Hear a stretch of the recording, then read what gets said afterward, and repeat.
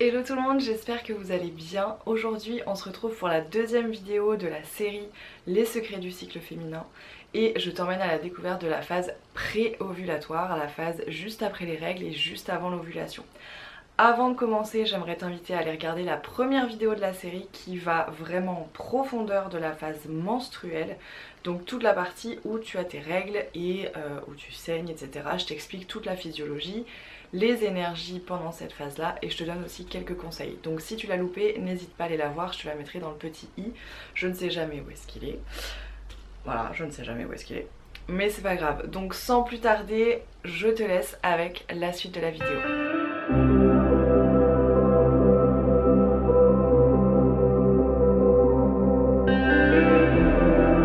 Si t'es nouvelle ici, je te souhaite la bienvenue. Moi c'est Sacha, je suis naturopathe et créatrice de contenu en devenir, même si je crée du contenu sur Instagram depuis presque 6 ans.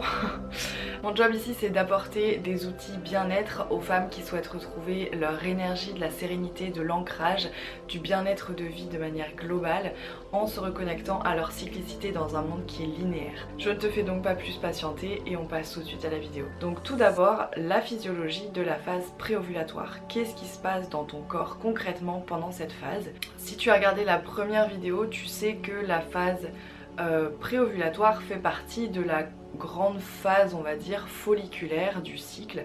Ça veut dire qu'en fait, pendant cette première partie du cycle qui est composée de la phase préovulatoire et ovulatoire, l'ovule se crée. Donc l'ovule, petit rappel, c'est simplement le petit œuf qui sort de ton ovaire, les grosses boules qu'il y a autour de ton utérus, et qui va potentiellement être fécondé par un spermatozoïde. Et donc tous les mois, ton corps crée un petit œuf comme ça et ça se passe pendant la phase folliculaire. Donc cette phase pré-ovulatoire commence de la fin de tes règles au jour 14 en règle générale. La plupart des femmes ovulent autour du 14e jour, sauf évidemment s'il y a problématique du cycle. Ça se peut parfois qu'il y ait des pathologies qui causent une non-ovulation ou alors des moments de vie aussi émotionnels où ton corps saute une ovulation, ça peut arriver. Si par exemple il y a problème de fertilité, etc., ce sont des pathologies liées au cycle féminin qui doivent être traitées et accompagnées, que ça soit par le corps médical que par le corps, comme j'aime à l'appeler, naturopathique, c'est-à-dire un peu plus holistique. Voilà, faut vraiment avoir les deux cordes à ton arc, on va dire. Et donc on appelle cette phase pré-ovulatoire tout simplement parce qu'elle précède l'ovulation. Voilà, ça c'est vraiment très simple.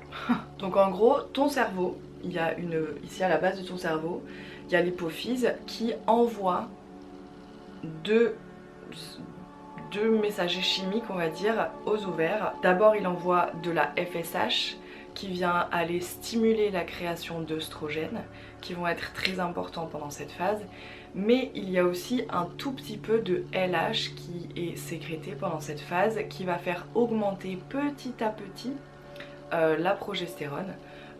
Mais ça on en parlera vraiment pendant la phase ovulatoire et la phase prémenstruelle. Un petit peu d'informations sur l'œstrogène, c'est une hormone sexuelle qui arrive entre guillemets dans ton corps principalement à l'adolescence, qui va générer du coup la poitrine, les poils pubiens, tous les caractères féminins, tous les caractères sexuels féminins, physiques. On va pas commencer à parler de genre dans cette vidéo parce que là je parle vraiment de... Je vais pas me lancer là-dedans, ça sert à rien. Juste l'œstrogène, c'est ce qui provoque, on va dire, c'est ce qui génère les caractères physiques sexuels féminins. Voilà. Et cet œstrogène est en réalité créé à partir de cholestérol. Ça je sais pas si vous le saviez, c'est très important pour moi de le dire ici parce que quand on va venir vouloir soigner la qualité des œstrogènes, il va falloir en fait prendre soin de la qualité de votre cholestérol. Et ça il y a peu de gens qui... Enfin c'est peu dit en fait dans le corps médical, mais en naturo, quand on a un souci au niveau des œstrogènes, on vient travailler le foie parce que c'est de là en fait qu'est créé le cholestérol et ensuite va être créé à partir de cholestérol. Alors c'est des procédés chimiques je vais pas vous en... parce que du coup il y a dans les œstrogènes il y a 4 œstradiol différents, enfin bon bref, il y a tout un, je simplifie ici, hein, mais voilà, faut savoir que un bon apport en gras, et on va en reparler plus tard, une bonne qualité de cholestérol va permettre aussi une bonne qualité d'œstrogène. Donc les œstrogènes assurent du coup le bon fonctionnement du cycle, en tout cas dans ce début de cycle, et va aussi enclencher la création de l'ovule. Donc les œstrogènes ont aussi un impact sur la température de votre corps, sur votre système cardiovasculaire, sur votre cerveau, sur votre squelette et sur certaines muqueuses, notamment la muqueuse utérine, parce que c'est aussi à ce moment-là que commence à s'épaissir la nouvelle couche d'endomètre. Voilà, si tu as regardé la vidéo précédente, tu sais que c'est ce que tu perds pendant tes règles. Donc voilà, ça commence dès maintenant, en parallèle de la création de l'ovule. Les œstrogènes jouent aussi un rôle très important dans la modification de la glaire cervicale. La glaire cervicale, c'est quoi? C'est une forme de liquide en fait dans ton col de l'utérus qui se modifie, qui modifie sa texture en fonction du moment du cycle dans lequel tu es. Et pendant l'ovulation, la glaire cervicale, sous les effets de l'œstrogène, va venir avoir un aspect de jaune d'œuf, un petit peu, tu sais, genre collant, genre quand tu la touches comme ça, il y a un petit filet qui se fait entre les deux. Ça va permettre en fait une meilleure fluidification de l'appareil génital au cas où il y a rapport sexuel, et aussi permettre aux spermatozoïdes d'avancer beaucoup plus vite à l'intérieur de toi pour rejoindre l'ovule. Si ça, genre, c'est pas... Enfin moi je trouve que c'est extrêmement bien fait comme système, lubrification naturelle, voilà. Bon après c'est vrai que si tu veux pas d'enfant, c'est pas le moment de faire l'amour sans capote quoi. Donc je ne sais pas si t'as vraiment remarqué, mais en tout cas je t'invite à aller regarder en fait cette texture de tes pertes en fait, ce que tu peux observer dans ta culotte ou simplement en te touchant toi-même, en allant vérifier en fait cette texture de glaire cervicale, parce que vraiment elle est à l'entrée, voilà, il suffit juste d'un doigt pour être honnête, et tu peux toucher la texture et voir ce que ça donne. Quand tu vois cette texture un peu blanc d'œuf, c'est à ce moment là que tu es vraiment près de l'ovulation, que tu vas entrer en phase ovulatoire et donc que tu es pleinement fertile. Donc pour résumer, pendant cette phase préovulatoire, ton corps est en train de créer un ovule à l'intérieur de ton ovaire. La glaire cervicale se modifie également. Ton endomètre commence à s'épaissir et... alors s'épaissir tranquille, hein. Il y a aussi une modification au niveau de l'ouverture de ton col de l'utérus où en fait tu vas avoir une meilleure souplesse, on va dire, à cet endroit-là. Permet encore une fois facilitation des rapports sexuels, facilitation de fécondation. Pendant cette phase, on regorge d'œstrogènes, comme je vous l'ai dit.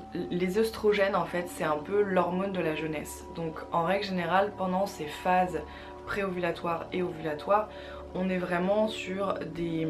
on a moins de boutons par exemple, on est plus lumineuse, notre peau est beaucoup plus rayonnante, on a moins de douleurs musculaires, on a plus de puissance, notre système digestif aussi va beaucoup mieux, enfin fonctionne plus rapidement.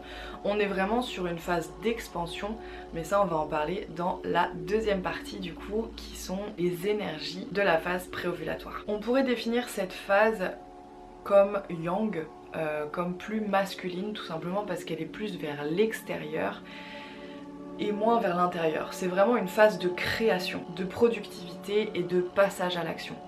Comme je vous ai dit, on est un peu au top de nous en fait pendant cette phase là. C'est souvent quand vous avez un cycle qui ne va pas très bien ou vous avez un dérèglement hormonal, c'est souvent pendant cette phase là où vous êtes dans la semaine où tout va bien, parce que c'est une phase vraiment où l'énergie remonte petit à petit et où clairement on se sent bien, on a aussi une meilleure estime de nous, on a plus confiance en nous, parce qu'il y a ce jeu hormonal qui fait que on est ready to go quoi. Grâce au changement des hormones également, on a aussi l'esprit plus clair. Et ça c'est hyper important parce que souvent après les règles, enfin pendant les règles on est un peu dans le brouillard, on a envie de tout changer, tout analyser, etc. Là on est vraiment sur une énergie de ok, c'est parti, on fait des to-do list, on a dit qu'on voulait changer ça, ça, ça, ça, ça, on va faire ça, ça, ça, ça, ça. C'est un moment de ton cycle où tu es capable d'être à 200% sans te crever en fait, c'est à dire que tu as vraiment énormément d'énergie à revendre. L'archétype du coup de la phase préovulatoire, c'est l'archétype de la jeune fille. Donc on est vraiment après la petite mort entre guillemets des règles, parce qu'on est clairement sur une petite mort énergétique. Là on est sur une phase de renaissance. Donc forcément qui dit renaissance dit lumière, dit énergie, dit pouvoir, dit besoin créatif, dit envie de tout défoncer et d'accomplir tes rêves, etc. Donc on est vraiment sur cette vague énergétique assez puissante, que d'ailleurs je t'invite à canaliser, parce que par exemple si tu n'as pas pris assez soin de toi pendant tes règles, si tu ne t'es pas assez posé, si tu ne t'es pas assez reposé, cette phase là peut être épuisante, parce qu'en fait tu as une espèce d'énergie que tu dois transmuter en action. Sauf que comme tu es épuisé, tu n'arrives pas à le faire et donc ça se transforme en un espèce de truc assez inconfortable. Et ça, moi je l'ai observé par exemple ces dernières années, parce que j'ai moins de temps pour mes règles. Parce que comme je travaille à 35 heures plus, j'essaye de monter mon business, etc. J'ai eu moins de temps pour juste rien faire pendant mes règles et vraiment me reposer. Je remarque que pendant cette phase préovulatoire, il y a une espèce de nervosité un peu relou. C'est comme si j'étais constamment en hypoglycémie un peu, où tu sais tu trembles mais t'as quand même de l'énergie pour faire les trucs et tout. Vraiment je vois la différence quand je me ressource pleinement pendant mes règles. La phase préovulatoire ensuite est juste extraordinaire. Je peux créer et produire un énorme amas de choses, c'est quand même assez hallucinant. Je me souviens d'un mois où j'ai réussi à faire aller au moins 3/4 de mes tâches mensuelles en 10 jours. Enfin c'était assez hallucinant. Du coup tout le reste du temps, alors quand je dis tâches mensuelles c'était surtout dans mon taf de moldu. Et du coup j'ai vraiment passé les 2 semaines de phase pré-menstruelle et menstruelle détente. C'est-à-dire que j'avais vraiment fait tous les trucs qui me cassaient les couilles en gros. Et c'est vraiment ce que je te conseille de faire pendant cette phase, c'est vraiment un moment pour faire les choses, tu sais, où il faut aller bête et méchant. C'est-à-dire, voilà, faut que tu accomplisses les trucs, il faut que tu ranges, que tu fasses ça, ça, ça, ça. C'est vraiment une phase, la phase de la jeune fille, c'est notamment une phase de légèreté, de réouverture aux autres. C'est une phase de jeu aussi beaucoup, où tu peux aller refaire des plans à l'extérieur, etc. Mais c'est aussi une phase où tu as une grande capacité d'action. Voilà. Donc si tu as des projets, et que, ou même pas forcément des projets, mais que tu as eu forcément des questionnements pendant ta phase de règles, que tu t'es beaucoup, tu sais, genre remis en question et tout machin, c'est maintenant qu'il faut mettre les choses en place, les nouvelles habitudes que tu t'es dit que tu allais faire. C'est pas pendant les règles. Pendant les règles, tu planifies un peu, tu vois, genre tu t'élabores le plan, etc. Tu t'imagines, tu te projettes. Là, pendant la phase préovulatoire, c'est maintenant que genre, tu sais, tu fous ta to-do list de routine du matin parce que du coup, tu veux te lever plus tôt et, je sais pas moi, faire du yoga ou prendre soin de toi 1 heure avant d'aller au taf. C'est maintenant qu'il faut le mettre en place parce que c'est là où tu as l'énergie, c'est là où tu es disponible. Troisième partie de cette vidéo, les 5 conseils que je peux te donner pour maximiser et vraiment kiffer cette phase et en prendre soin. Tout d'abord, on va parler de l'alimentation hormonale. J'ai fait déjà un petit point avec la phase menstruelle, ce qui est intéressant d'aller manger en phase menstruelle pour accompagner le corps dans cette phase-là. Pendant la phase préovulatoire, il y a quand même un peu plus de liberté. C'est-à-dire que, bon, si tu as envie de pas faire attention à ce que tu manges, tu fais pas attention à ce que tu manges, c'est pas trop dérangeant. Mais par contre, je trouve ça intéressant de vous donner quelques pistes de choses que vous pourriez mettre en valeur, on va dire, dans votre alimentation pendant cette phase-là. Tout d'abord, on va venir apporter des glucides au corps. Et quand je parle de glucides, je parle de bons glucides. Tous les glucides dans les pâtes complètes par exemple, toutes les céréales complètes en fait. Le riz complet, on va prendre du quinoa aussi, le blé complet, très important. Tous les glucides qui sont présents dans les fruits naturellement, même si c'est du fructose, mais ça reste quand même dans la partie des glucides. Tous les glucides aussi qui viennent des légumineuses. Je ne parle pas des glucides qui viennent des gâteaux, qui viennent des produits laitiers, qui viennent de tous les produits transformés avec un max de sucre. Ceux-là, ça dégage. Tout court. Dans n'importe quelle phase. Je sais que c'est chiant, mais vraiment, genre, votre vie va changer quand vous allez manger beaucoup moins de sucre. Ça, et je parle surtout aux plus jeunes d'entre vous qui me regardent, je sais pas exactement quel âge vous avez, etc. Mais le sucre, c'est vraiment un des pires ennemis de votre corps. Alors voilà, moi je suis pas le genre de naturopathe à être drastique et à dire vous mangez plus jamais de sucre, machin, nan. Je déteste la drasticité, on va appeler ça comme ça.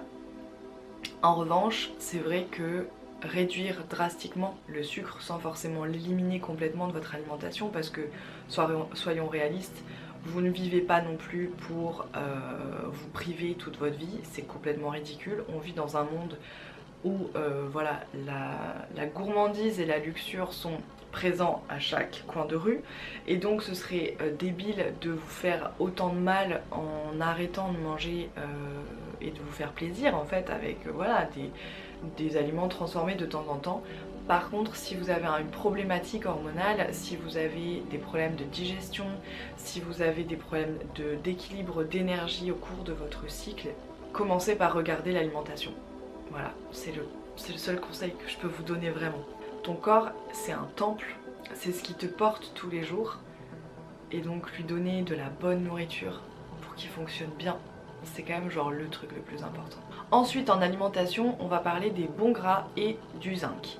Donc les bons gras, ça va être tout ce qui va être huile de colza, huile de lin, toutes ces choses là. Alors pourquoi en huile et pas en graines? Tout simplement parce que c'est plus vite assimilable par le corps. On ne chauffe pas ces huiles là parce que les huiles riches en oméga 3 et l'huile de tournesol également sont très fragiles, et donc les petits liens de gras vont se désolidifier pendant la cuisson et se resolidifier de la mauvaise manière, et donc ne sera plus absorbable par votre corps. Donc l'huile de colza, de lin, de noix, toutes les huiles un peu fragiles, en gros toutes les huiles sauf l'huile de noix de coco et l'huile d'olive, vous ne les chauffez pas. Et donc à consommer directement dans votre salade ou même dans n'importe quel plat. En fait, vous mettez votre cuillère d'huile d'olive, enfin d'huile de colza par exemple, ou d'huile de lin, et vous avez votre apport journalier. Pas forcément besoin toujours de prendre des compléments, hein. Donc ça va vraiment apporter des bons gras et venir, comme je vous disais, améliorer la qualité de votre cholestérol, et donc à terme améliorer voilà, la qualité de vos hormones. Ça va évidemment faire plein d'autres trucs trop cool, mais là on parle vraiment des hormones sexuelles. Et en ce qui concerne le zinc peut être intéressant à prendre, enfin en tout cas à mettre en valeur dans votre alimentation, surtout si vous cherchez à avoir des bébés, si vous cherchez à augmenter votre fertilité, parce que le zinc va favoriser une bonne ovulation, avec un bel ovule. Et donc vous pouvez trouver le zinc dans les œufs, les fruits de mer et graines de courge aussi par exemple. Deuxième conseil, la planification les amis. J'adore la planification, en étant lune en vierge, ascendant capricorne. Comment vous dire que planifier, je pourrais en faire un métier en fait, tellement je suis douée à faire ça. Mais pendant la phase préovulatoire, c'est le truc qu'il faut faire. Au tout début, là, quand vous finissez vos règles et que vous arrivez dans ce renouveau là, vers le jour 5-6 ou 7-8 en fonction de votre cycle à vous, prenez-vous une heure et planifiez les prochaines semaines. Quand je dis les prochaines semaines, c'est surtout en prenant en considération votre cycle du coup, et ce que vous connaissez de votre cycle.